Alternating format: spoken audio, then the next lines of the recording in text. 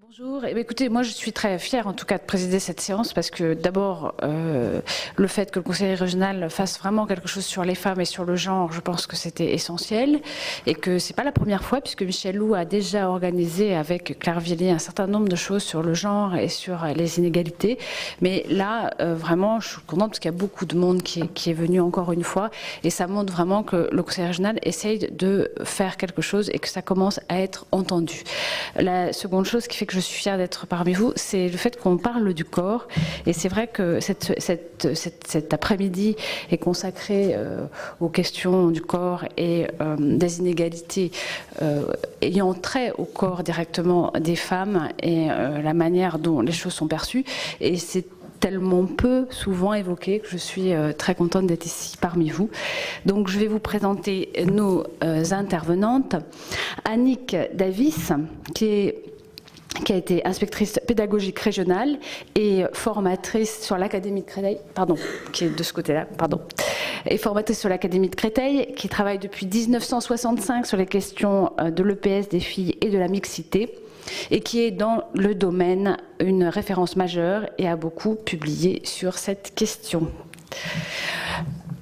Nicole Abar, qui est entraîneur, elle a été joueuse de football, fondatrice de l'association Liberté aux joueuses et responsable d'un projet d'éducation à l'égalité filles-garçons à travers des pratiques sportives de mixité avec entre autres le football. Nicole de Chavannes a été maître de conférence STAPS à l'UFM de Paris et a eu un investissement très important dans la vie associative dans le milieu sportif. Elle a été présidente également de l'FFEPGV, ex-membre du conseil d'administration du CNO-SF et présidente fondatrice de Femix Sport. Excusez-moi. Vos travaux portent essentiellement sur deux thèmes, la participation des femmes aux gymnastiques d'entretien et l'accès aux fonctions de dirigeantes. Enfin, Emmanuel Piette, j'espère que je prononce bien votre nom, contrairement à ce qu'annonçait le programme, n'est pas gynécologue, mais médecin en PMI en Seine-Saint-Denis. Elle est également présidente du collectif féministe contre le viol. Elle s'occupe plus particulièrement des centres de planification familiale. Et comme vous le voyez, toutes nos intervenantes sont à la fois des femmes de terrain et à la fois des femmes qui font des recherches sur ces questions, ce qui est aussi assez unique dans le genre de ce type de conférence. Voilà.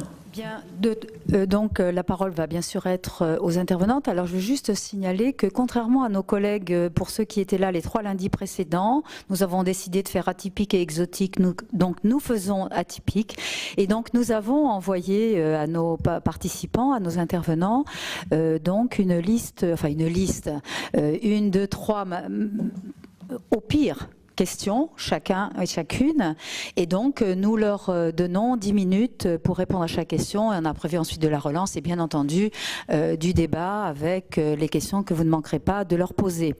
Alors Annick Davis a donc été interrogée, je dis le domaine général, et puis donc chacune va prendre la parole 10 minutes. Je ne vais pas reformuler les questions qu'on lui a posées, bien entendu, mais Annick Davis est interrogée plus particulièrement, donc, et est là plus particulièrement pour nous parler de l'éducation physique et sportive, donc dans le domaine scolaire, et des questions de la mixité en EPS. Voilà, Annick. La première question sur laquelle j'étais interrogée, c'était le rapport entre les différences et les inégalités. Et j'ai trouvé ça très bien parce qu'en effet, aujourd'hui, la mission de l'école, du point de vue de la demande sociale, je ne me place pas du point de vue des projets gouvernementaux, du point de vue de la demande sociale, la question est bien en effet, qu'est-ce que l'école fait avec les différences ? Elle n'en a pas la responsabilité. Mais, par exemple, si les garçons sont plutôt dans le domaine de la motricité, disent les psys, et les filles plutôt dans celui de langage, ce n'est pas l'école qui fabrique ça. Mais qu'est-ce qu'elle fait avec ça ? Et si c'est pas devenu complètement un gros mot de parler de démocratisation culturelle, alors l'école a bien la responsabilité de répondre à la question de ce qu'elle fait avec les différences. Et vu de l'école aujourd'hui, le constat était un tout petit peu moins optimiste que celui qu'on a entendu en tout début de séance. Les inégalités restent fortes. Vu des baccalauréats, par exemple, tout à l'heure, une de nos... Denise me disait qu'il y a aujourd'hui 3 points. Les dernières études que j'avais faites, on était à 2 points de notes des filles en moins par rapport à celles des garçons. Si tu me dis qu'on est à 3, c'est encore plus préoccupant comme évolution que ce que j'avais en tête.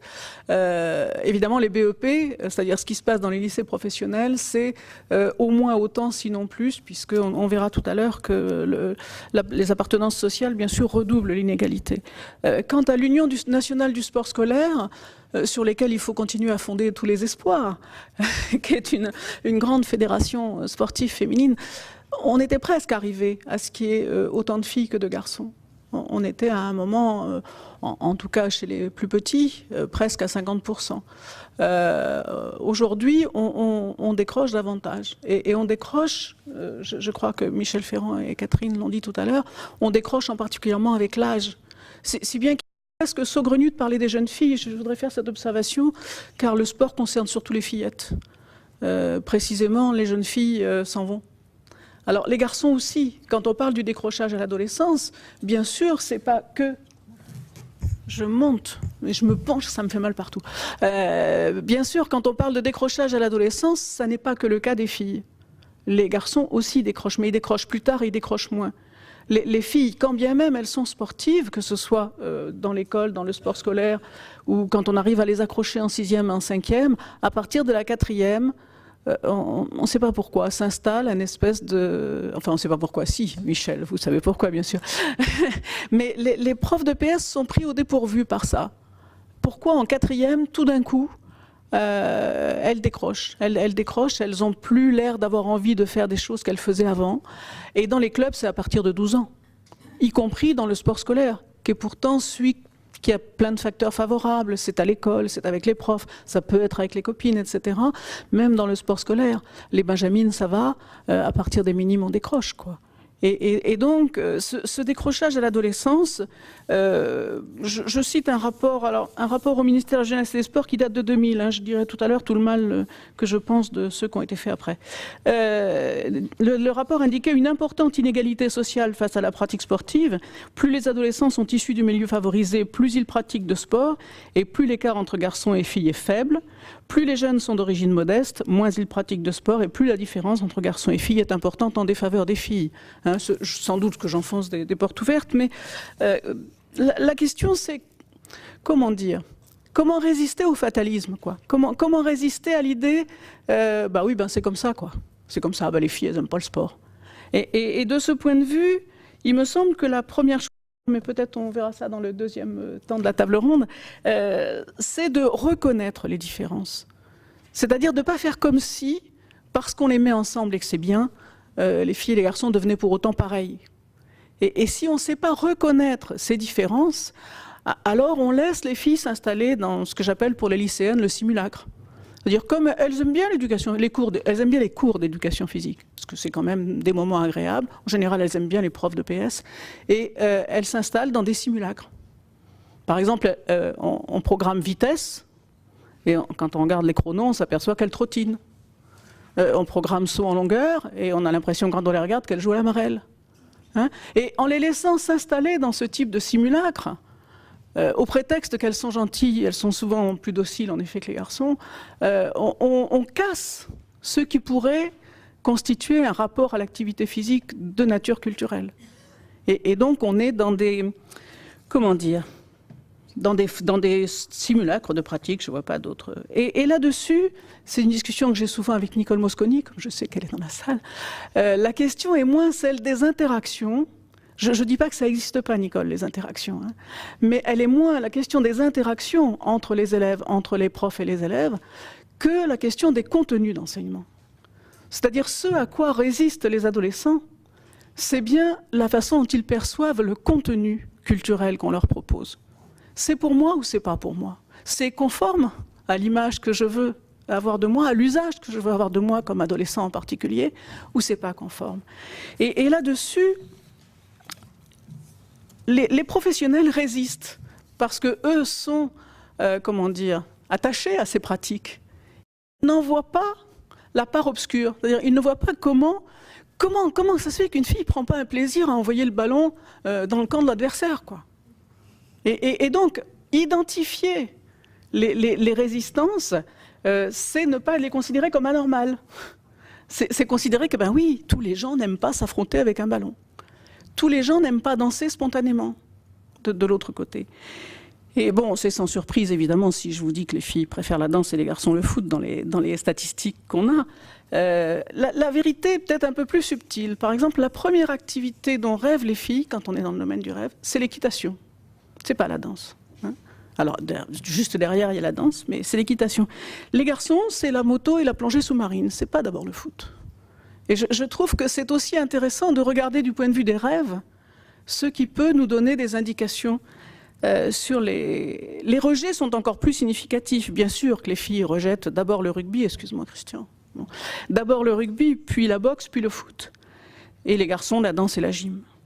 Ils rejettent ensemble l'athlétisme. J'aurais sans doute pas aujourd'hui l'occasion de m'interroger jusqu'au bout là-dessus, mais je crois que ça vaudrait la peine de regarder pourquoi il y a un rejet de l'athlétisme. Et puisque la question m'était posée de savoir aussi à quoi résistaient les enseignants, je voudrais donner une anecdote que je trouve amusante. J'ai réussi, avec des alliés, à imposer qu'au lieu que la référence de l'éducation physique soit les activités physiques et sportives, ce soit les activités physiques, sportives et artistiques. J'avais en tête, bien sûr, d'entrer la danse, de façon à ce qu'on offre aux filles aussi, mais aussi aux garçons, des activités moins inscrites dans le champ de l'image sociale du sport telle qu'elle peut être.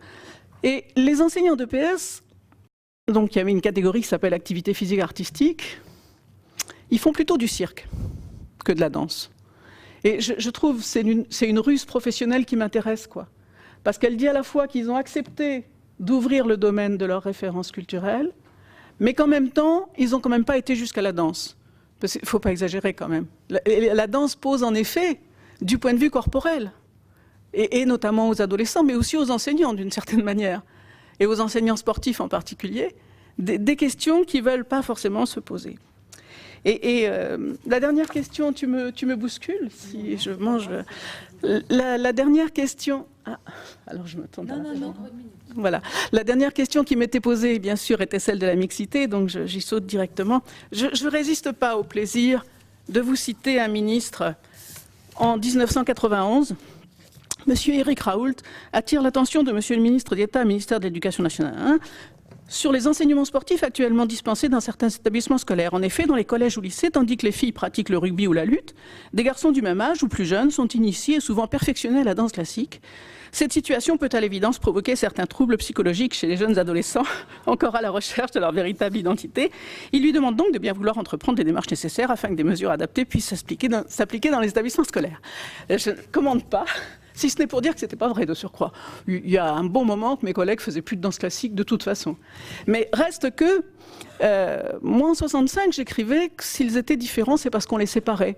Au fond, j'avais l'idée naïve qu'il suffirait de les mettre ensemble pour qu'ils deviennent pareils. Et j'ai mis quelques années à comprendre que ce n'était pas si simple. Aujourd'hui, et particulièrement en Seine-Saint-Denis, voilà, contrairement à ce que racontent les journaux, contrairement à ce que racontent les ministres, en particulier Jean-François Lamour, c'est en Seine-Saint-Denis que les enseignants gardent le plus les classes mixtes, y compris en 4e, y compris à l'adolescence. Je ne sais pas comment, je ne sais pas si je dois m'en réjouir ou pas, voilà, parce que c'est évidemment une nouvelle réjouissante en soi. En même temps, je m'inquiète un tout petit peu de la nature de cette mixité-là. Je crains qu'elle ne soit aveugle aux différences, et que d'une certaine manière, on refasse comme si tout était réglé et que maintenant les garçons et les filles c'était pareil.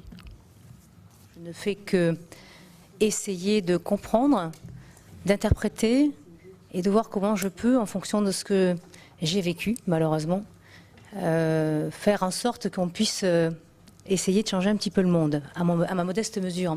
Alors je me propose d'intervenir en 3 temps, il est 14h38, j'ai 10 minutes. 2 temps que je prendrai sur les 10 premières minutes et le 3e temps que je prendrai sur une question de relance que je connais déjà. Dans ces 2 premiers temps, je voudrais vous parler de quelque chose qui est d'une banalité affligeante. C'est peut-être du temps perdu, je ne crois pas. Je ne crois pas qu'il soit inutile de toujours rappeler que les mots anisme provoquent des séismes et qu'à chaque fois qu'il y a un séisme, on reconstruit. Parfois, on croit que c'est plus beau. Mais de toute façon, le désastre, quand il a été provoqué, il laisse des traces. Donc moi, ce que je voudrais vraiment vous faire entendre, c'est qu'encore aujourd'hui, en 2008, on est dans des situations de violence, et Catherine le disait tout à l'heure dans son intervention, des fois elles sont ces violences silencieuses, passives, hein. Et moi j'ai eu l'extrême bonheur, la chance extraordinaire de vivre le passif, le silencieux, et l'actif, le méchant et le violent. Donc voilà, j'ai expérimenté l'ensemble du spectre de la violence qu'on peut faire aux femmes lorsqu'elles ont eu, en tant qu'enfants, la stupide idée de bien vouloir pratiquer un sport et qu'il se trouvait qu'à ce moment-là, ce sport, c'était le football. Donc, sur l'aspect banal, quand on aime le football et qu'on est une fille, on n'est pas normal. Je concède, avec beaucoup de plaisir, que les choses ont changé et que le regard de la société aujourd'hui et la représentation ont quand même un tant soit peu évolué pour que quelque part, lorsque vous dites à quelqu'un aujourd'hui, dans une assemblée quelconque, un repas familial ou n'importe où, qu'est-ce que tu fais comme sport? Je fais du foot, ça suscite pas tout de suite des grands yeux comme ça et puis des questions, ah bon, ah bon. Donc maintenant on est quand même plus pondéré dans la réaction. Donc ça prouve que les choses évoluent. Vous voyez que le positif, il est quand même très limité dans ce que je vous dis, hein. Parce que je suis sûre que quelque part, si l'interrogation, elle n'est pas soudaine, spontanée et physiquement marquée, je reste convaincue qu'à l'intérieur, quelque part, que ce soit dans la tête ou dans les émotions, ça doit quand même continuer à susciter bon nombre d'interrogations et surtout celle de dire, le football, c'est pas terrible pour une fille. Donc ça continue à être quelque chose de difficile à vivre et à porter. Ceci dit, c'est quelque chose de merveilleux de jouer au football, c'est épanouissant, c'est éclatant, c'est un grand espace, et j'y reviendrai tout à l'heure dans ma troisième intervention. C'est quelque chose de magnifique, et que personnellement je considère que c'est dommage, que parce que nous avons des représentations, des idées préconçues, des stéréotypes éducationnels, on considère qu'on doit faire en sorte d'orienter les uns et les autres, les unes et les autres, vers des activités qui sont supposées être mieux orientées quand on est une fille ou quand on est un garçon. Donc, je vous passe, j'ai été 10 ans en équipe de France et 8 fois championne de France, je vous passe le manque de considération, le manque de reconnaissance, tout ça, bon voilà, c'est malheureusement encore quelque chose de banal, même si aujourd'hui on a quelques sports féminins qui permettent à certaines d'entre nous d'être acceptées, reconnues, de pouvoir éventuellement un jour exploiter l'image qu'elles auront construite. Ça reste quand même extrêmement peu valorisé et je vous dis, sur des sports masculins, ça reste quelque part de très difficile à porter. Alors Catherine me disait, mais c'est ton intervention. Ben oui, je suis venue avec l'équipe, hein, tout le monde connaît ici. Voilà, je suis venue avec le journal. C'est mon métier aussi de lire l'équipe, c'est un peu mon travail. Et donc ce monsieur qui s'appelle Riner, que vous devez connaître tous quand même, grand champion en judo, champion du monde, hein, dont on espère qu'il sera champion olympique. Alors ça m'intéresse, je lis. Et puis on lui pose une question, puisque dans le judo il y a aussi des filles, heureusement. Et on lui pose la question de savoir ce qu'il pense des filles qui font des sports dits masculins. Et ce jeune homme répond très naturellement, elles sont rarement mignonnes. Voilà. Elles sont rarement mignonnes. Alors moi, ce qui me fait de la peine, c'est pas tant ce qu'il a dit, parce que là, on est dans le discours tellement affligeant et banal que ça choquerait presque plus, parce qu'on s'habitue. Ce qui me fait de la peine, c'est qu'il a que 20 ans. Voilà. Et nous sommes en 2008, et que ce garçon aura des enfants. Voilà, enfin, je lui souhaite. Donc, j'en terminerai sur cette première partie de mon propos. Je crois que je suis dans les délais. La deuxième partie, moins banale parce que Catherine aussi faisait référence à ça dans son propos introductif. Il y a une forme de soumission, de passivité. On a été habitué à accepter d'être moins considéré, d'être moins valorisé, d'être stigmatisé négativement parce qu'on fait un sport dit masculin. Donc dans le comportement féminin, on a tendance, nous, à admettre ce que probablement beaucoup de garçons n'admettraient pas. Ça, c'est un constat vraiment que moi je trouve désolant. Et un beau jour, après le isme de racisme, moi le isme de sexisme m'a un peu fatiguée, quoi. Avec le parcours sportif que j'avais fait, j'ai été confrontée à dans un club de football, à un président de club qui a refusé d'admettre que des filles et des garçons qui vivaient dans ce club, des filles pouvaient avoir une ambition sportive et pouvoir prétendre légitimement, dans le cadre d'un dialogue, d'un partage de ressources, à avoir une ambition sportive. Ça a suscité une réaction extrêmement négative, tellement négative qu'elle est devenue violente, parce que malheureusement un conflit est intelligent quand les gens qui le portent ont suffisamment de connexion entre la tête et le cœur pour en faire un conflit qui grandisse les deux parties. Moi je suis tombée sur des gens bêtes, en tout cas c'est ce que je pensais à ce moment-là, et on en est arrivé à exclure, comme ça, En 4 heures de temps, dans une assemblée générale, on a décidé d'exclure carrément les filles du club de football parce que la montée, c'était pour les garçons et c'était pas pour les filles. Alors pourquoi je parlais de passivité? C'est parce qu'à ce moment-là, ce que je vous raconte, c'est tellement banal, ça se passe des dizaines de fois et ça se passe encore aujourd'hui, on est en 2008 et ça se passera encore en 2015. Les filles disent rien, elles partent à la pioche du maire qui voudra bien leur ouvrir une porte pour trouver un équipement sportif, et la vice-présidente du conseil régional se posait des questions tout à l'heure. Il y en a une qui est prégnante et qui est centrale, c'est la problématique de l'accès aux équipements sportifs. Donc on part avec ses enfants, avec tout le monde, on est une cinquantaine et on tape à des portes de communes en disant excusez-nous, vous pourriez nous accueillir, on voudrait faire du foot, on a besoin d'un terrain, un vestiaire et on aimerait bien jouer au ballon, quoi, en fait, tout simplement. Donc ça, c'est compliqué au jour d'aujourd'hui. Et ben voilà, ça gêne personne qu'on dise sans arrêt à des filles de partir sur les routes pour trouver une structure qui les accueille. Donc on est arrivé à un point tel de conflit que personnellement ça m'a mis en colère et on a décidé de faire un procès. Et voilà pourquoi je vous dis que c'est révolutionnaire, parce que beaucoup de femmes avant moi se sont battues, on fait des textes de loi, on a des traités internationaux, on signe plein de trucs. Oui, c'est marqué, c'est dans les textes, on est à égalité, tout va bien, on a le droit d'eux, sauf qu'on a le droit de rien. Et si on se bat pas et si on fait pas vivre les textes, ça sert à rien d'avoir des lois. Et quand on s'est engagé dans cette affaire de discrimination active, malheureusement, avec l'idée de faire un procès, ça a suscité beaucoup d'hilarité. Tous les gens qui étaient concernés par cette affaire nous donnaient perdantes, on n'avait aucune chance, ça n'avancerait pas, ça ne marcherait pas. Et j'ai gagné, nous avons gagné. Et pour la première fois en France, il y a une jurisprudence qui condamne un club de football pour discrimination. Voilà, 5 ans. 5 ans.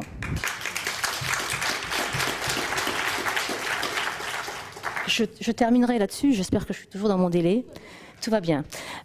J'en terminerai là-dessus en vous disant que ce qui m'a fait réagir, je vous ai dit, ce sont les mots anisme.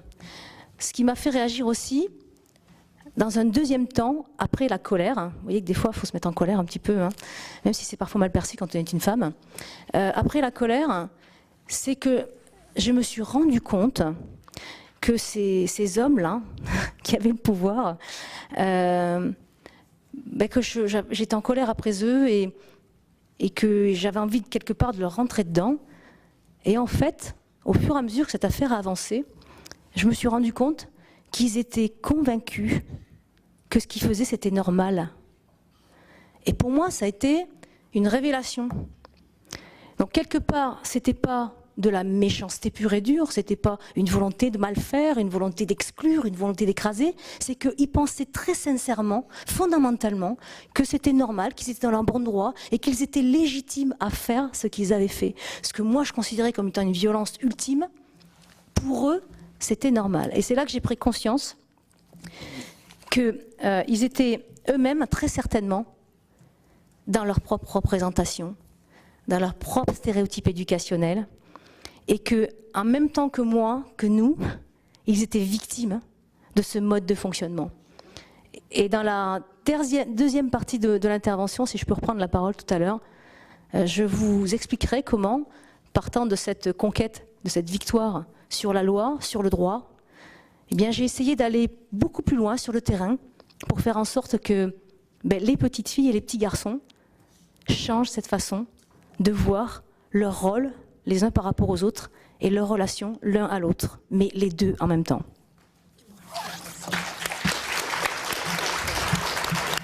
Bonjour. La médiatisation des sportifs de haut niveau, c'est pas tout à fait mon sujet, mais en tant que FEMIC Sport, nous avons organisé en décembre une soirée sur ce thème qui a bien fonctionné et qui a permis d'un peu de faire le point là-dessus. Donc tout ce que je vous dis, c'est à partir de cette soirée. Première remarque, il y avait quand même 100 à 120 personnes, il y avait 22 sportifs de haut niveau, mais il n'y avait pas Laure Manodou,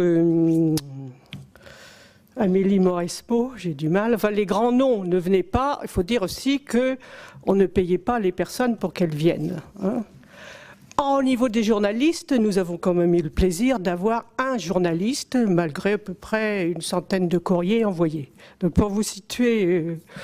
Mais le débat a été fort intéressant entre les sportives et le public qui étaient en particulier des gens du milieu sportif.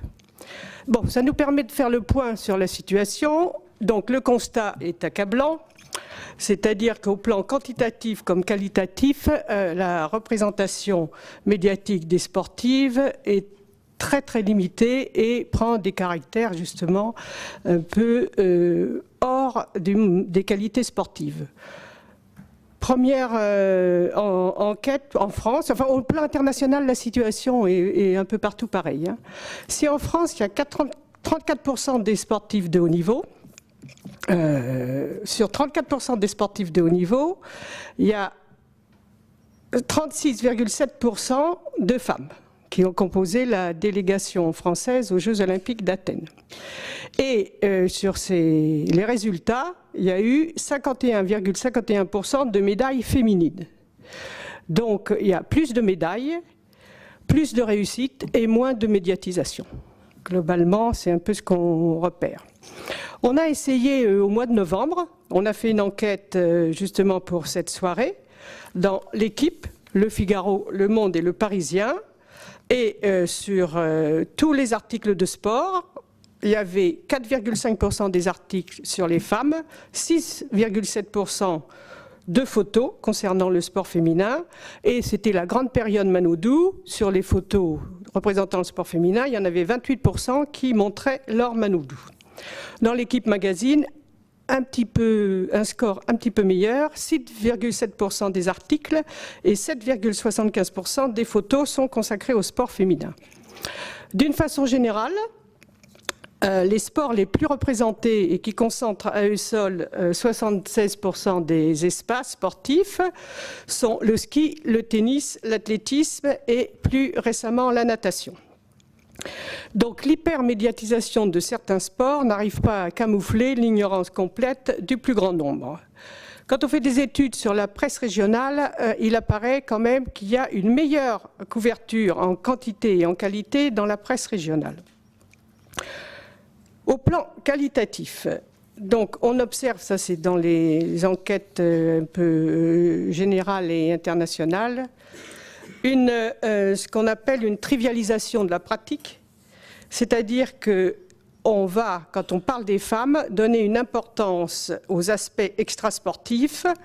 On va faire un discours qui porte sur leur vie conjugale, sur leur rôle en dehors de la vie sportive. Il y a très peu de discours qui mettent en évidence l'effort, la qualité de l'entraînement, les spécificités techniques du sport. On reste sur ce qu'on appelle une pipolisation de la sportive, et ce d'autant plus qu'elle est célèbre.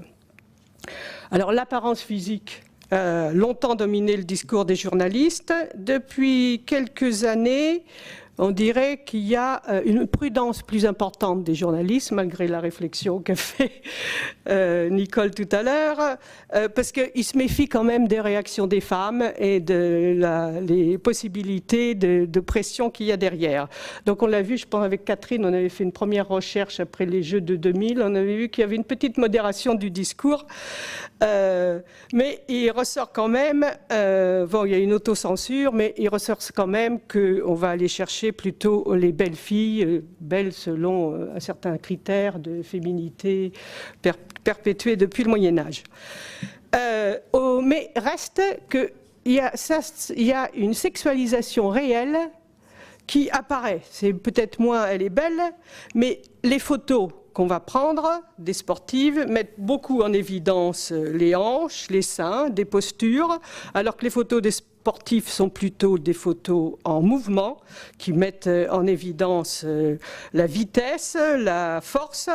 Les sportives, elles, sont plutôt figées et va renforcer ce phénomène la mode du vêtement et l'investissement, je dirais, des équipementiers qui vont chercher à vendre. Et on voit des fédés qui suivent un peu ce mouvement et qui nous envoient des règles pour habiller les sportives. Le meilleur exemple étant le beach volley où on est au string bientôt. Et bon, en athlétisme, on commence à avoir quand même des petites tenues très dénudées, mais là où je trouve que on peut modérer notre jugement, c'est quand même les athlètes commencent aussi à être très près du corps et il y a un équilibre dans la sexualisation qui s'instaure. Surtout depuis que j'ai vu le fameux agenda des rugbymen. Là, je trouve que là, on est à égalité. Tout le monde a beaucoup de sexe pour faire venir à son sport.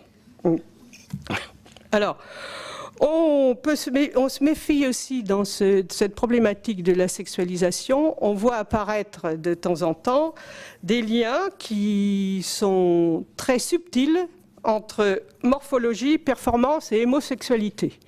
Donc on laisse sous-entendre que les types morphologiques un peu puissants et les performances expliquent un peu la vie homosexuelle de certaines qui ont, je dirais, le courage d'annoncer la couleur.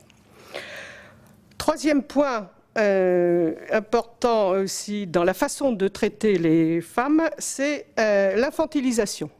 C'est-à-dire que les sportives, on les appelle par leur prénom, on les tutoie, on les appelle les filles, et il y a un ton un peu de paternaliste des commentaires. D'une façon générale, moi je dirais qu'il y a une poupélisation, c'est-à-dire qu'on les rend un petit peu poupées pour leur faire connaître la première page des journaux. Conséquence, c'était la deuxième question, cercle vicieux. Le sport féminin ne se vend pas parce qu'il ne se vend pas parce que par une carrière, non, le sport féminin ne se vend pas, donc ce qui va entraîner des difficultés de carrière, une difficulté de trouver des moyens, difficulté de trouver des sponsors, moins de soutien, moins de reconnaissance, comme en parlait, et d'une façon générale, c'est tout à fait ce que dit Nicole, on n'en parle pas parce que c'est la nature même des choses, quoi. C'est pas un problème, ça ne devrait pas exister. Donc quand ça existe et puis que ça peut marcher, tant mieux. Mais autrement, c'est pas la peine d'en parler. On pourrait quand même mettre, moi personnellement, je vois qu'elles sont moins médiatisées, donc une reconversion hasardeuse, beaucoup de difficultés à en faire une vie professionnelle, mais on a, en particulier avec le football professionnel, une espèce d'engouement féminin pour les grands matchs et les grands événements sportifs. Et je dis que les médias créent un phénomène de groupie du mal sportif plutôt qu'une incitation à la conquête d'un territoire et un désir de devenir soi-même une vedette du sport. Donc les femmes, on voit que c'est des très grandes supportrices, mais on les voit moins dans le désir de devenir une très grande championne. Alors les effets sur les jeunes, donc reste une problématique permanente de l'incompatibilité entre l'image de la sportive et la féminité. Donc on dit que ça a beaucoup changé. C'est vrai que ça a beaucoup changé, la preuve, c'est que les journalistes font un petit peu attention, et que les filles elles-mêmes commencent dans le tennis ou dans d'autres activités comme l'athlétisme à avoir elles-mêmes à faire attention, à rester, je dirais, à développer une certaine féminité, et le féminin ne reste pas l'apanage de la gymnastique et du patinage artistique, auquel il a été longtemps autorisé. Donc, je pense qu'aujourd'hui, l'effet sur les jeunes est pas aussi évident et complètement ambigu, parce qu'on va confondre arriver à être une grande championne, mais peut-être pour devenir un mannequin. Je veux dire, quelque part, il y a une...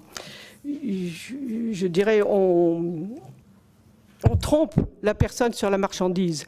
Au lieu de valoriser les qualités physiques, la recherche de dynamisme, d'autonomie, d'indépendance, la réussite, le plaisir de faire, on valorise aussi le fait qu'on va devenir une grande championne et être admiré toujours pour ses formes plutôt que pour la forme. Catherine, je renvoie à Catherine.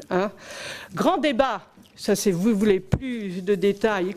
Voilà, un grand débat sur les affiches dont a parlé Madame Richard tout à l'heure, entre celle du hand féminin et celle de l'Open de basket, où l'Open de basket, on a vraiment une sexualisation de la pratique. Une jeune fille dans un vestiaire, forcément le banc entre les deux cuisses, le ballon au milieu, des serviettes qui se tient comme ça, et on voit que cette jeune dame n'a jamais tenu un ballon de basket de sa vie.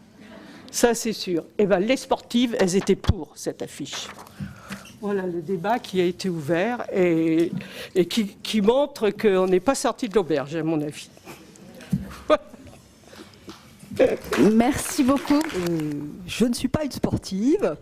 Je vois des adolescentes, mais j'ai commencé par me poser une question parce que autour qu'est-ce que c'est la chose avec le ballon en ce moment en Europe là, la compétition de football là en ce moment en Europe à Genève, qui se passe à Genève.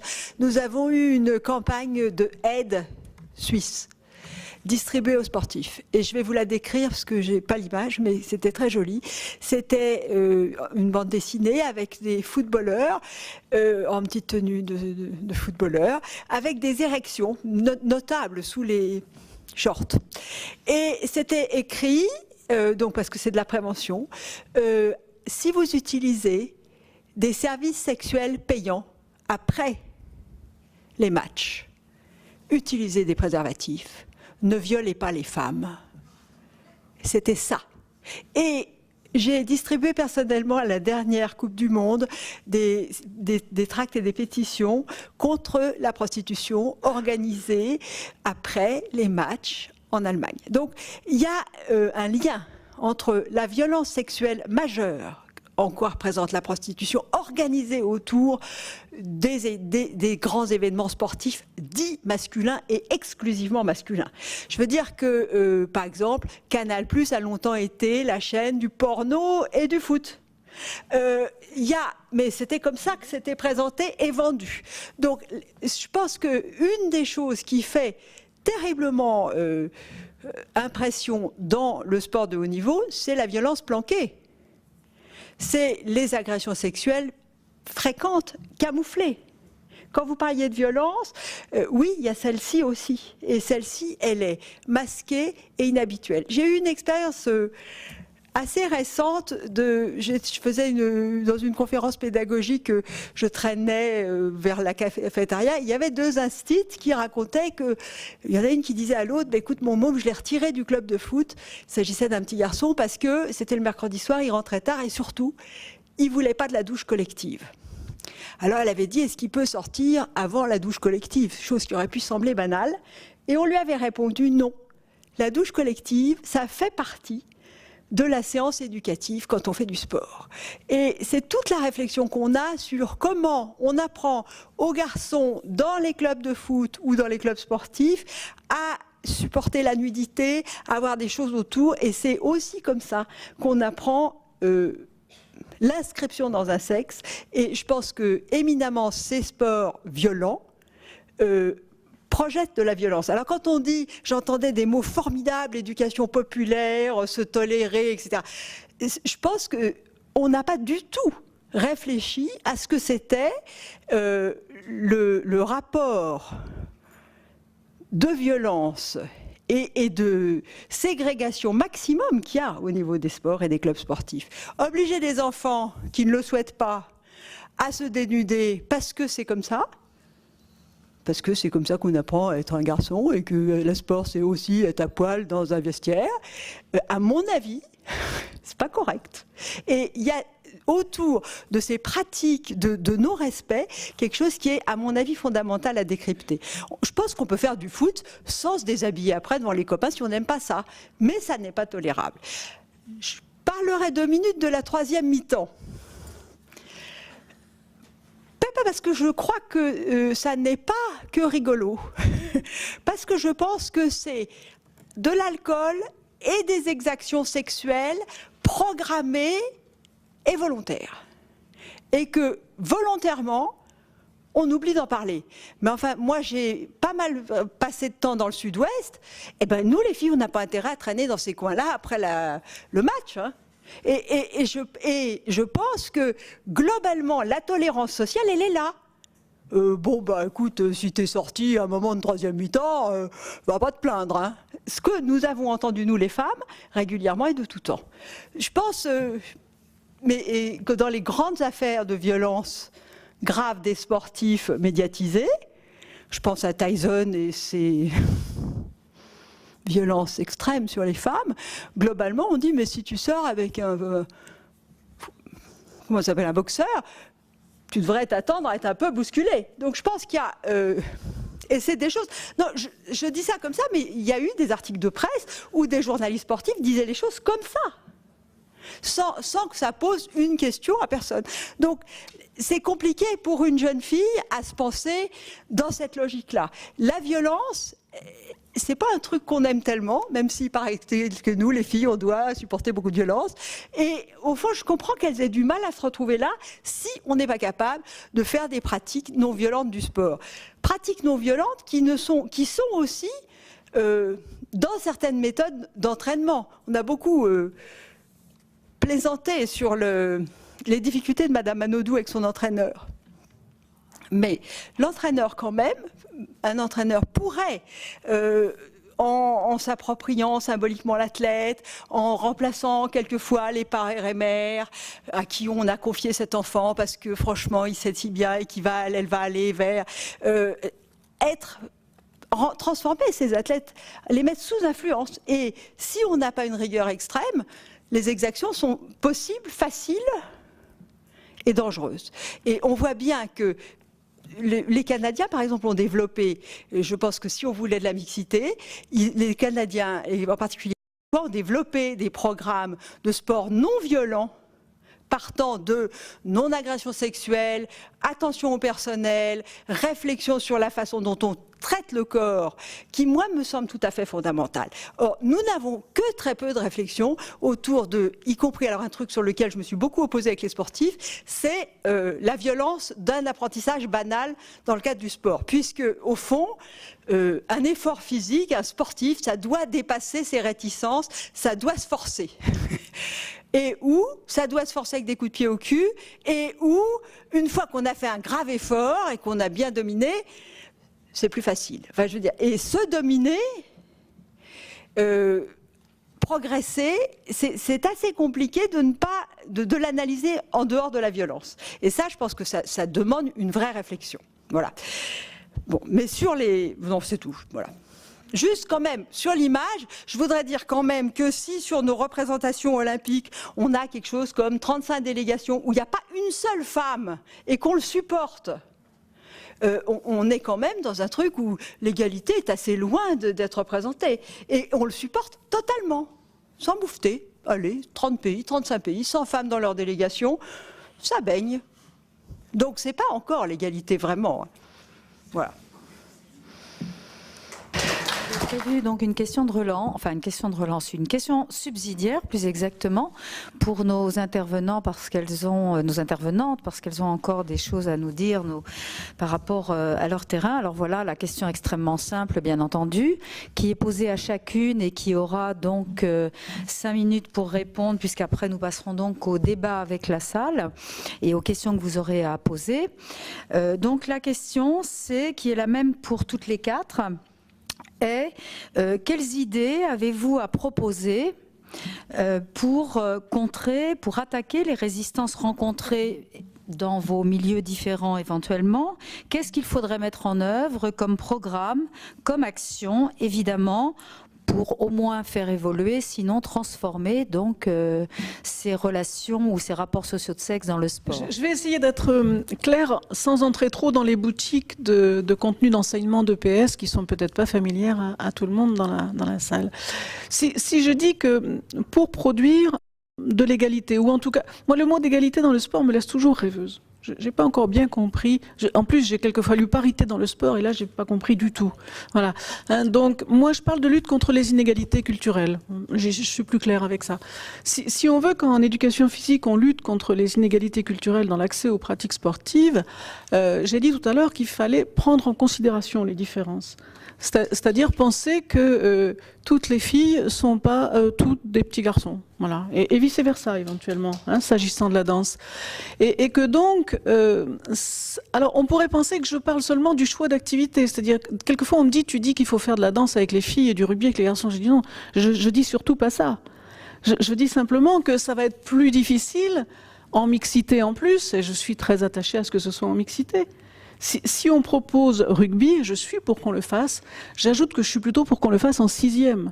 C'est-à-dire, n'attendons pas que les filles aient 16 ans pour proposer du rugby en mixité. Si on s'attache, comme c'est mon cas, à ce que tous les élèves apprennent à nager à l'école, et en particulier les élèves de ZEP, alors on a un projet pédagogique, on l'avait nous, qui s'appelait Savoir nager en ZEP, et on le fait en 6e, bien sûr. Là aussi, on n'attend pas l'âge où les garçons qui n'ont plus le droit aux caleçons à la piscine appellent les maillots de bain des moules bites. On n'attend pas qu'ils aient cet âge-là pour leur proposer de venir à la piscine ensemble, apprendre à nager, déjà qu'ils sont un peu ridicules de ne pas savoir à 14 ans. Vous voyez ? Et donc, on a, dans les choix d'activités, de à quel âge on les fait, etc., des mesures qui semblent de simple sagesse. Si ça n'a pas été fait en primaire, et je n'évoquerai pas la question de l'école primaire, elle est trop complexe.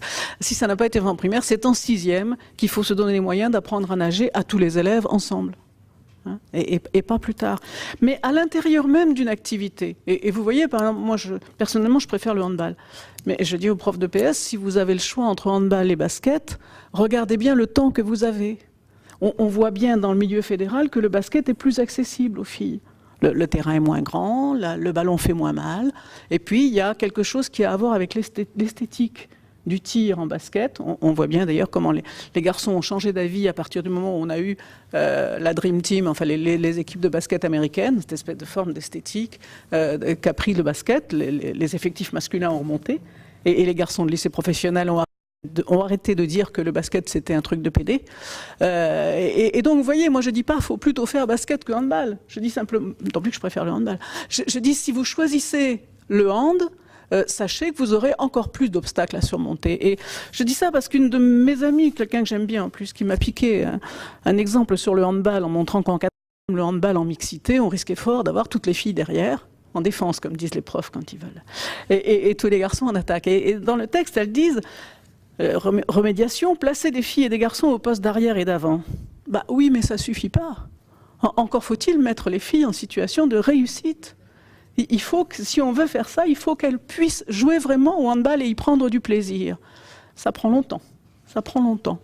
Et on a le même souci en danse avec les garçons. C'est pas du tout impossible de faire de la danse aux garçons de Seine-Saint-Denis. Simplement, il vaut mieux s'y connaître un peu en danse, quoi. De façon à présenter une entrée dans l'activité qui puisse prendre en compte les résistances qu'ils ont a priori. Si on dit danse et qu'ils ont une représentation de la danse classique, comme dit Raoult, pourtant député maire de Seine-Saint-Denis, évidemment que ça ne va pas marcher. Et ça demande aux enseignants une compétence didactique, je n'ai pas trouvé d'autres mots, en tout cas une compétence sur les contenus d'enseignement, sur la connaissance des activités, qui leur permettent d'aller jusqu'au cœur de l'activité. En quoi le cœur même, non seulement la représentation médiatique, c'est pas seulement ça. Certes, ça arrange pas les choses, mais c'est pas seulement ça. C'est l'enjeu même, le cœur de l'activité. L'affrontement n'est pas acquis pour la majorité des filles. Alors, est-ce qu'il faut les y confronter à l'école? Oui, bien sûr. Parce que construire de la culture commune, oui, c'est bien à l'école, et sans doute seulement à l'école, d'ailleurs, parce qu'on a bien vu dans les enquêtes qu'on a fait, si on fait confiance aux rêves des parents en matière de sexuation des activités, les filles ne vont pas aller vers les sports co, quoi. Donc la plupart des filles découvrent les sports collectifs à l'école, et plus précisément au collège. Donc bien sûr qu'il faut en faire, mais n'en faisons pas avec l'idée qu'elles sont acquises au concept d'affrontement, qui est l'enjeu central de l'activité. Il faut les apprivoiser en quelque sorte là-dessus. Et la réciproque est à peu près vraie pour les garçons en danse, en EPS aussi, mais je dirais à cet endroit que, hélas, la réciproque est vraie pour les garçons dans les activités langagières, et que les profs de français feraient bien de se poser sur leur discipline les questions qu'on se pose nous sur l'éducation physique et sportive. Alors 5 minutes, ça va être difficile, je vais faire de mon mieux. Alors, pour être très rapide, la compétence n'est pas sexuée. L'incompétence n'est pas sexuée non plus.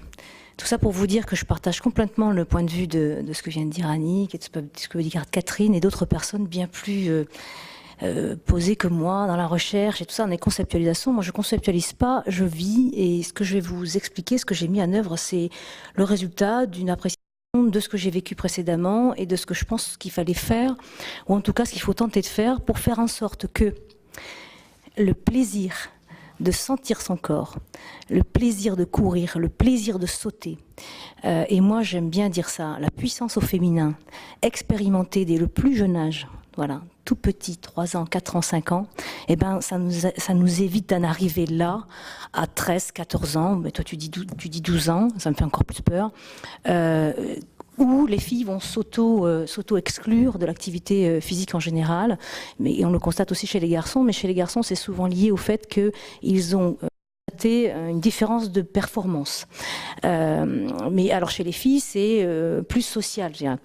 Donc moi je reste convaincue, et c'est ce sur quoi je bataille aujourd'hui, je reste convaincue que si on permet sans a priori à des filles et des garçons en mixité, moi j'y tiens, d'expérimenter tout un tas de pratiques qui sont le jeu du poulailler à 3 ans, hein, je ne fais pas jouer au football, hein, je vous rassure, le jeu du poulailler, on amène les œufs, tout ça, on fait des jeux éducatifs, mais je crois que si on amène ça, on amène quelque chose de fondamentalement important chez les filles, l'espace. La conquête de l'espace. Nous, on a toujours des jeux tout petits, quoi. C'est vrai, et quand je suis avec des journalistes ou avec des gens qui connaissent pas trop le football, souvent des femmes, je leur dis, mais regarde cet espace que tu as devant toi, tu as vu ce que c'est un terrain de football, c'est immense. Et dans cette immensité, il faut que tu ailles y chercher toute ta puissance musculaire de petite fille, comme le petit garçon, pour aller à la conquête de toute cette distance. Ce qu'on ne demande pas généralement aux filles, donc elles ne l'expérimentent pas. Si vous n'avez jamais mangé de chocolat, ça ne vous privera pas de ne pas avoir de chocolat. Si vous avez expérimenté le fait de courir, de sauter, d'avoir de l'espace, d'avoir de la conquête, eh bien ça m'étonnerait qu'à 13 ans, 14 ans, malgré tout ce qui peut se passer à cet âge-là pour les filles, la séduction et tout le reste, ça m'étonnerait que vous abandonniez aussi facilement ce plaisir que vous avez expérimenté. Voilà, donc moi je mets en place des ateliers avec 3 séquences. Avec 3 séquences. Une séquence qui est l'activité physique de mixité où on essaye d'éviter les filles en défense et les garçons en attaque. Bon, c'est un peu dur, hein, ça dépend de l'âge qu'ils ont, mais quand ils sont tout petits, si vous le faites entre 3 et 6 ans, genre de problème, vous ne l'avez pas. Voilà, parce qu'il y en a des doués garçons, il y a des filles douées, il y a des garçons pas doués, il y a des filles pas douées, quoi. Admettons ça, bon sang, c'est que quand ils sont petits, ils sont tous doués ou tous pas doués. Pareil, ils sont en phase de formation, ils apprennent. Donc le problème de la compétence ne se pose pas. Et ça, c'est déjà bien, parce que c'est extrêmement invalidant pour les femmes et pour les filles, ce problème de compétence. Donc déjà, on les fait jouer. Et je fais observer, surtout aux encadrants habituels, parce que moi, je ne fais que passer, je suis une association. Je tiens absolument à ce que l'encadrant habituel soit là. Un, pour qu'il constate. Tiens, tu as vu? Regarde, la mobilité, l'espace, la conquête des uns et des autres, c'est pas la même. Ah oui, tu as raison. Et puis aussi, je les interpelle des fois en leur disant, est-ce que tu as vu ce que tu viens de dire? Ou est-ce que tu as entendu ce que tu viens de dire? Non, qu'est-ce que j'ai dit? Bah, tu as dit ça. C'est vrai? Ben oui, parce qu'on est tous porteurs de représentation. On s'en rend même pas compte. C'est de l'inconscient total. Et on véhicule ça, et on véhicule ça, et on véhicule ça. Et Catherine, tout à l'heure, dans son propos introductif, disait que si on ne faisait rien, on était dans la reproduction. Alors dans 3 siècles, on est encore dans la vision du Moyen-Âge, ce que disait Nicole et tout ça. Donc moi, je voudrais juste gagner un peu de temps, les faire jouer. Le corps, l'espace, ça c'est important. Les muscles pour les petites filles, oui, ça existe, voilà, et ça peut être très bien. Et ça donne de la confiance en soi, ça donne de la capacité à relever des défis. Moi, ça j'aime bien. Ensuite, je les interroge, on arrête l'activité et on passe sur de la verbalisation, sur les mots. Et on pose des questions simples, je vous l'ai dit, je ne suis pas une chercheuse. Hein. Des questions simples, est-ce que vaisselle ça va avec papa et voiture avec maman? En l'an 2008, eh ben, tous les enfants se mettent à hurler, non, ils sont certains de ce qu'ils disent. Et quand vous tendez un micro à un petit garçon et que vous lui dites « Ah bon, pourquoi tu dis ça ?» Tout de suite, il dit parce qu'il est super spontané, il est vachement sûr de lui, parce que ses représentations sont là, évidemment.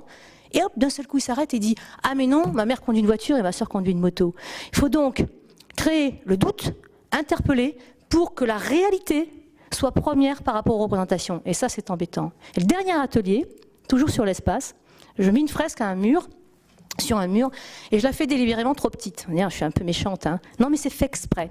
Il y a 3 étapes dans cet atelier. 1, les enfants doivent se rendre à la fresque. Ne poussez pas les garçons pour aller à la fresque. Il faut un peu pousser les filles. Déjà, aller 3 mètres vers la fresque. Elles ne le font pas spontanément. Vous vous rendez compte? C'est dur. Ensuite, il faut arriver à la fresque. Mais comme elle est trop petite, il faut que je pousse un peu, quoi. Il faut que je fasse ma place. Physiquement, il faut que je fasse ma place. Ça, c'est important. Elles ont du mal à le faire. Et 3e chose, mais là, je pense que je ne surprendrai personne ici, des gens qui font des livres et qui ont fait des recherches, les dessins des filles sont tout petits. Et les garçons sont très grands. Et ce qui est petit avec le corps est petit avec la tête. Et voilà pourquoi on ne relève pas les défis, pourquoi on ne va pas à la conquête, pourquoi on ne fait pas des procès et pourquoi on n'avance pas assez vite dans cette problématique de l'égalité. Alors voilà, c'est très simple, ça ne coûte pas cher. Je remercie la ville de Paris, elles sont là, de m'avoir accueilli pendant quelques temps sur des centres de loisirs. Je vais essayer de mettre ça en place à Toulouse, j'ai des bons contacts aujourd'hui. Mon objectif, et là j'aurais besoin de gens qui sont des chercheurs et qui ont l'habitude d'écrire des choses. Je voudrais prendre une cohorte dans un groupe scolaire, en partant du CP jusqu'au CM2. Et je voudrais suivre cette cohorte pendant 10 ans pour faire la démonstration, ou tout du moins que des gens m'aident à faire la démonstration, qu'on peut éduquer à l'égalité. On peut éduquer à l'égalité. En tout cas, on pourrait au moins essayer, parce que vraiment la peine. Sinon, je vous dis, dans 3, 4, 5 générations, il y a encore, c'est du temps perdu de travailler, de devoir lutter entre hommes et femmes sur ces thématiques-là, c'est du temps perdu. Je pense qu'il faut apprendre aux enfants à négocier, et pour négocier, il faut être à égalité. Tant qu'on n'aura pas réglé ce problème-là, on ne négociera pas, et on sera toujours dans des rapports de force. Et ça passe par le corps, ça passe par le dialogue, ça passe par tout ce dont je viens de vous parler. Mais sincèrement, je crois que ça vaut la peine d'être tenté. Et ça coûte vraiment pas cher, vous savez. Et en plus, les enfants avec qui je travaille, ils sont heureux. Ils sont heureux. Merci beaucoup. Au sujet des médias, ça ne va pas me prendre 5 minutes parce que c'est très difficile. Donc je pense quand même qu'il faut continuer à faire pression auprès des médias, parce que les pressions qu'on a faites jusqu'à présent en écrivant avec des mouvements un peu féministes pour revendiquer une autre représentation des femmes, elles ont quand même eu quelques succès.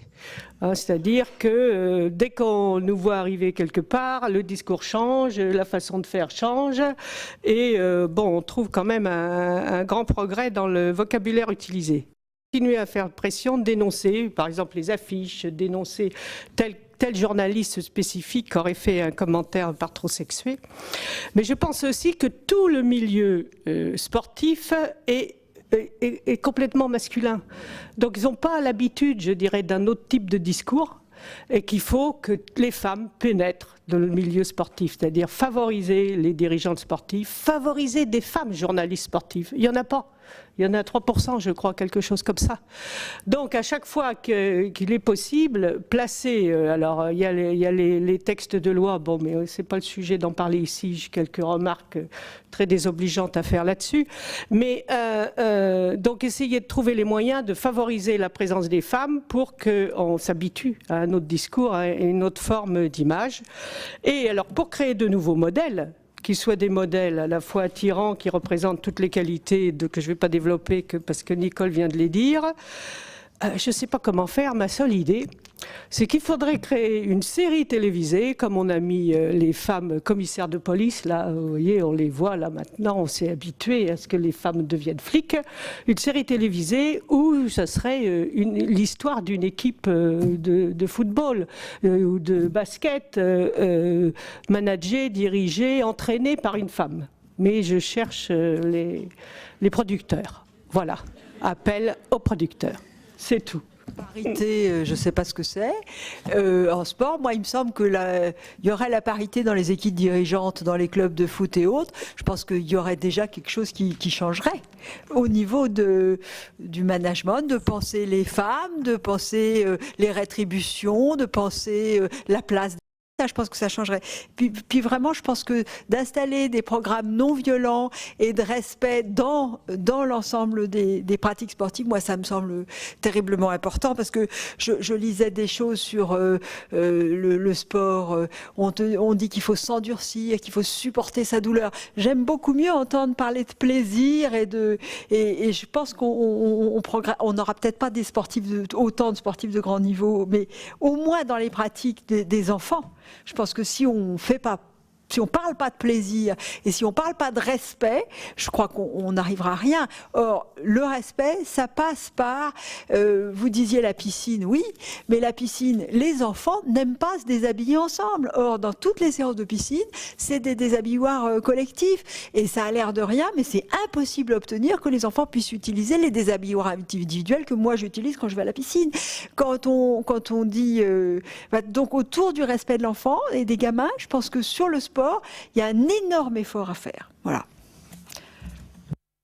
Merci beaucoup. Michel Bozon, sociologue. Je voulais remercier Nicole Abar d'avoir parlé du football féminin et la manière dont elle en a parlé, hein, la conquête de l'espace.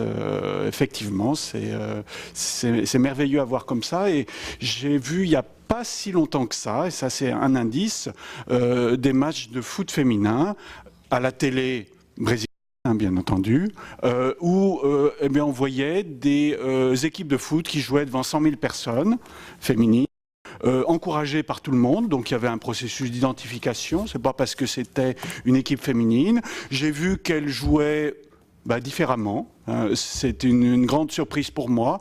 Le match n'est pas interrompu toutes les 20 secondes par un qui tombe en ayant l'air d'être complètement mort.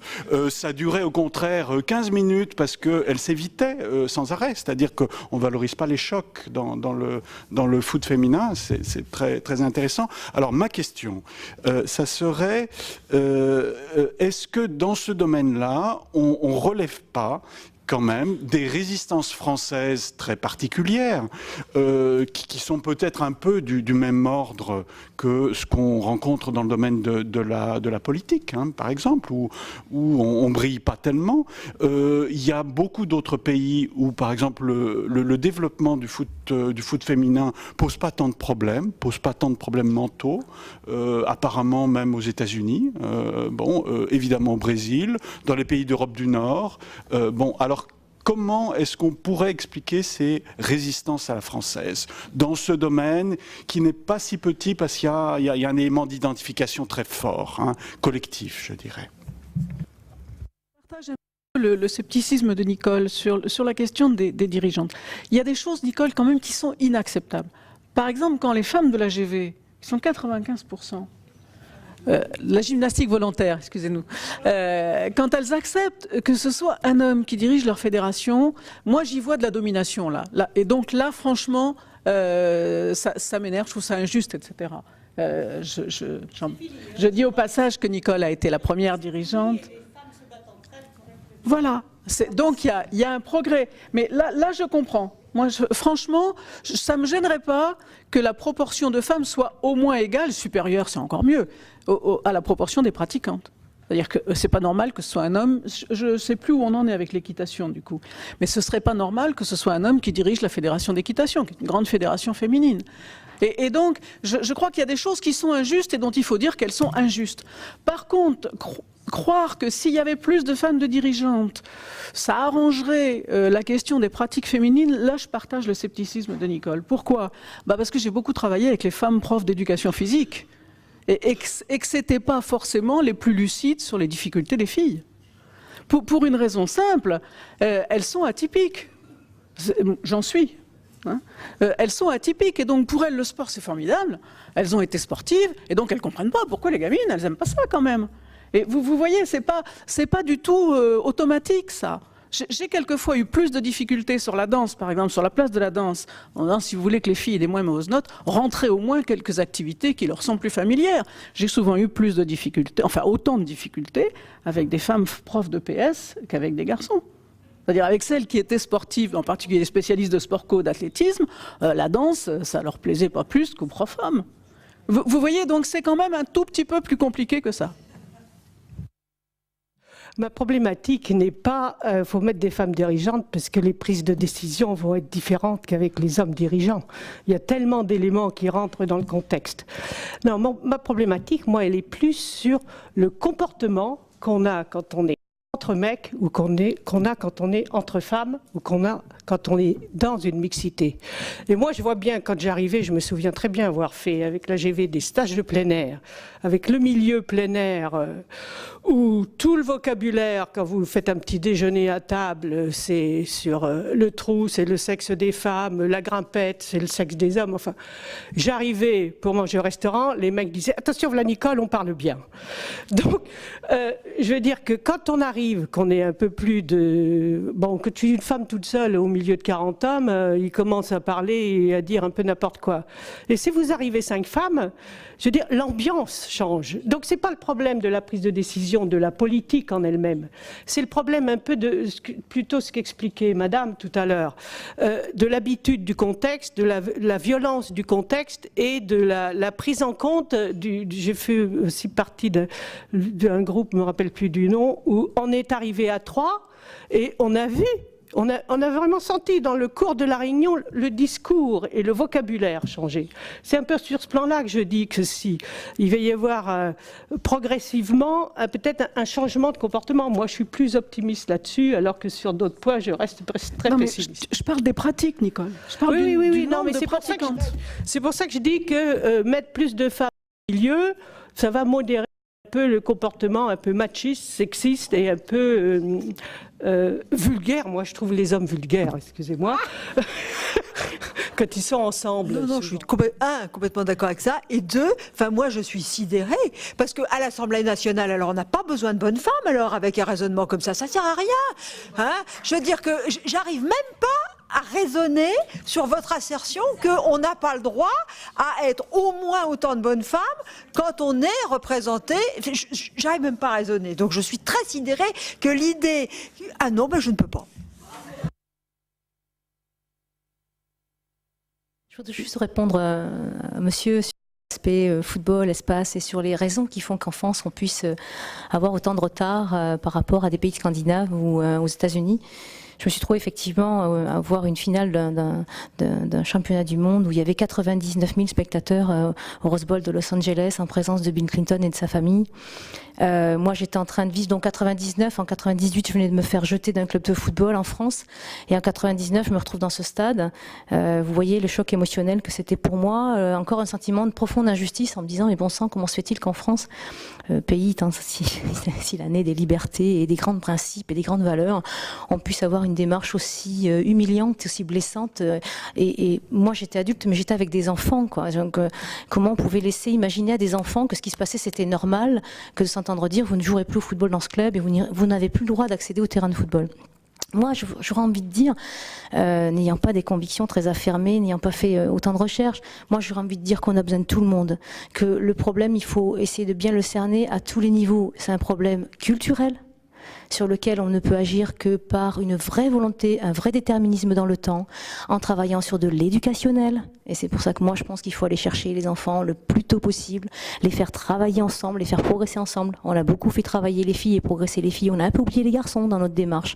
Donc moi je pense que si il y a un vrai problème culturel, un retard culturel, il faut le travailler par l'éducation.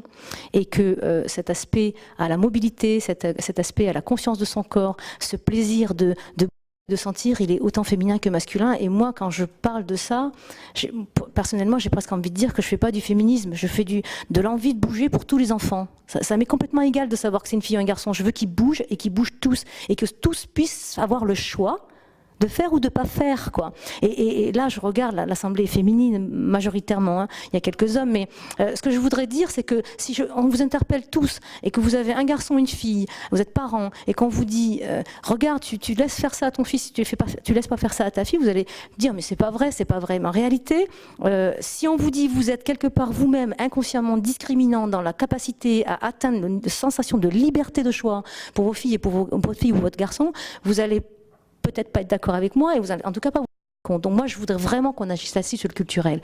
Et ensuite, pour terminer, il y a du conjoncturel, il y a du structurel. Et là, peut-être que je vais aller à l'encontre de ce qui se dit, mais là, on a besoin du politique. On a besoin des institutions. On a besoin d'une région qui fait un discours, comme je l'ai entendu tout à l'heure. Ça devient un axe prioritaire. Comme je l'ai entendu à la ville de Paris, qui, avec la DASCO, on a fait un de ces 4 axes prioritaires aussi, l'éducation à l'égalité filles-garçons, un observatoire de l'égalité hommes-femmes. Alors après, on pourrait dire, c'est que de l'affichage. Non, il y a des volontés derrière. Et il y a des moyens financiers. Il y a des décisions qui peuvent être prises. Et puis, je l'ai dit très vite tout à l'heure, mais l'équipement sportif est central. Comment voulez-vous, là je parle des pratiques encadrées, puisque vous avez fait cette différence sur l'encadré et le non encadré, mais comment voulez-vous sur des pratiques encadrées qu'on puisse avoir un développement des pratiques sportives féminines quand l'espace historiquement est masculin, qu'il est saturé sur le plan masculin et que nous les filles on n'a pas envie de dire mettez les garçons dehors parce qu'on veut la place, c'est pas notre discours. Nous on n'est pas comme ça, on dit juste comment on fait pour avoir un peu de place s'il vous plaît. Et là, qui peut régler ce problème-là si ce n'est le politique? Parce que c'est lui qui a les équipements sportifs, c'est cette instance qui peut décider qu'elle donne un équipement à telle association et pas à telle autre. Et c'est cette instance qui peut décider qu'elle met 220 000 € sur le développement des pratiques sportives féminines, entre autres. Donc, n'opposons pas les axes de travail. Additionnons. Je pense qu'il y a matière à travailler dans tous les sens. L'idée étant que dans 50 ans, on ait peut-être un débat différents. Je voudrais donner une piste à notre collègue sociologue, c'est-à-dire qu'on se rend compte quand on fait en effet des séminaires européens ou mondiaux du retard de la France. Et les quelques représentantes qui sont là-bas, forcément, ne sont pas très représentatives du milieu français.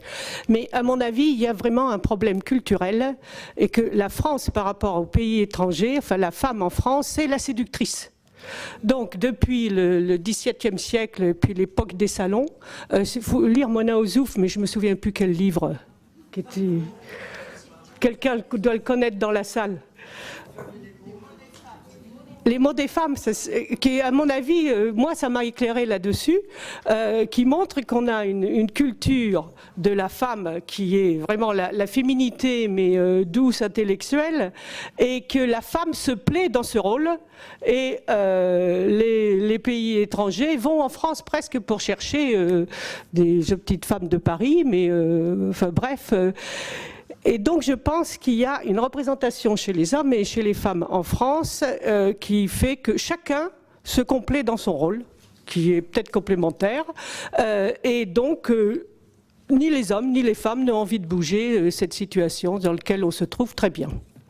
C'est l'impression que j'ai eue dans mes petits voyages. La question va s'adresser Davis, mais je voudrais d'abord rendre hommage à ce qu'a dit Nicolas Barre. Je trouve c'est extraordinaire, cette idée qui nous a été mise en évidence que la maîtrise de l'espace, ça s'apprend. Mais justement, je voudrais généraliser la question et demander à Nick Davis comment on peut faire pour persuader les enseignants d'éducation physique et sportive et les enseignantes aussi qu'il y a énormément de compétences qui ne sont pas de l'ordre du don, mais de l'ordre de l'apprentissage. Que par exemple, manipuler un ballon de différentes façons, ça s'apprend. Que les garçons s'y exercent énormément, mais qu'on ne voit pas pourquoi les filles ne pourraient pas s'y exercer aussi. Et pourquoi il y a des compétences que les garçons n'ont pas non plus. Par exemple, au volley, il n'y a qu'une chose qu'ils ont envie de faire, c'est faire un smash pour gagner le point. Faire des passes, ils ne savent pas. Les filles sont plus spontanément à faire des passes, mais elles ne savent pas smasher. Bon, il y a des choses là. Moi, je suis aussi sur les contenus. Mais comment persuader les enseignants que ce sont des choses qui s'apprennent? Nicole Mosconi, comité directeur de l'IEC et Paris. Je voudrais répondre très rapidement sur le fait que j'ai parlé de compétences, c'est pas sexué. Et ça rebondit sur vous, madame. Moi, je les prends tout petits.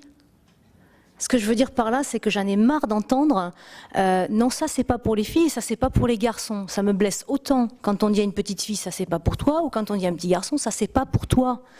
Et c'est en ça que je disais que au départ, même si on construit très vite une identité sexuée, je considère que le phénomène d'apprentissage, il est tout aussi difficile pour un petit garçon que pour une petite fille, et qu'on aura un pourcentage tout aussi important si on les met vraiment dans une situation d'égalité d'apprentissage au même âge, avec les mêmes stimuli, on aura tout autant d'enfants pas doués, garçons ou filles, pour une capacité sportive, une capacité à la conquête de l'espace, une capacité à connaître son corps, chez les filles et chez les garçons. Au jour d'aujourd'hui, ce qui est blessant, ce qui est désolant, ce qui fait de la peine, c'est que, je me lève parce que ça, à chaque fois je fais cette démonstration, quand vous demandez à une fille de jeter une balle, elle va jeter la balle comme ça, elle va jeter la balle comme ça, mais elle a une épaule.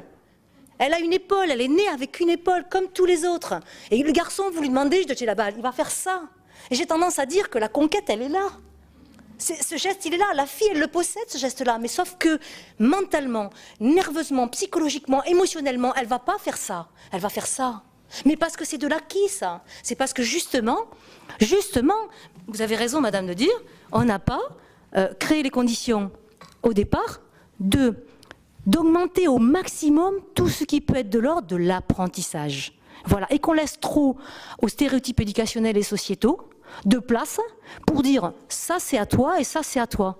Et c'est en ce sens que moi je travaille vraiment dans ce que j'essaye de faire, hein, modestement, hein, mais je veux travailler sur les filles et sur les garçons en même temps, parce que pour moi c'est le même combat, c'est la même chose, c'est la même recherche de bonheur, de plaisir, de conquête pour tout le monde.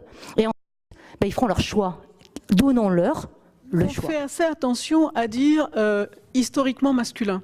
On est bien obligé de les qualifier pour les profs de PS. Alors, où on dit statistiquement, ou on dit historiquement.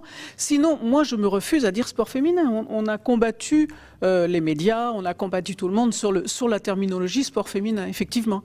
Par contre, dans l'explication avec les profs de PS, par exemple, on est bien obligé de dire, moi je dis souvent des sports construits dans le territoire des hommes, par exemple, pour expliquer que c'est bien comment la marque historique elle constitue quelque chose. Et de ce point de vue, sur la question de Nicole Mosconi, moi je suis d'accord avec elle sur la nécessité absolue de ce que j'appelais résister au fatalisme, en disant bah oui, bah c'est des filles. Quand je leur dis elles courent pas, vous appelez ça vitesse, elles sont en train de trottiner. Bah oui, bah c'est des filles.